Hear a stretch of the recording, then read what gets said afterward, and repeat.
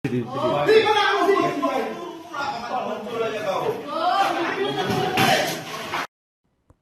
di media sosial, aksi koboi menembakkan pistol ke atap kantor usai dikerumuni mantan pekerjanya.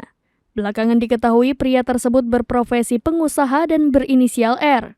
Video itu memperlihatkan seorang pria langsung mengancungkan senjatanya jenis pistol ke atas dan meletuskannya. Selain itu, ia juga mengaku mendapat pistol tersebut dari Kapolda.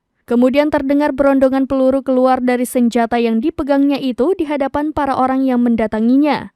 Lalu, terlihat ada seorang wanita mencoba menenangkannya, namun pria itu tetap bersikeras. Informasi yang diperoleh dari tribunmedan.com, kejadian ini terjadi di sebuah gudang di kawasan Jalan Gereja Desa Sampali, Kecamatan Percut, Setuan, Deli Serdang. Keributan tersebut dipicu akibat pria berinisial R yang meletuskan senjata itu didatangi oleh sekelompok dari salah satu organisasi pekerja. Kedatangan mereka ini lantaran R melakukan pemecatan secara sepihak terhadap karyawannya.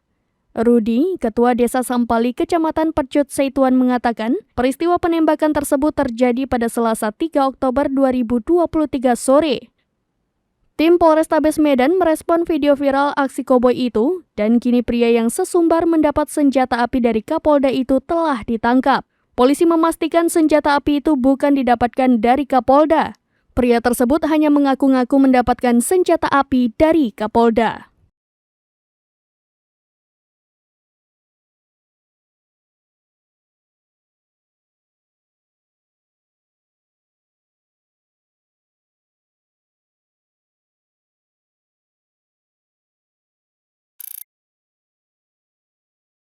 Download Tribun X sekarang, menghadirkan lokal menjadi Indonesia.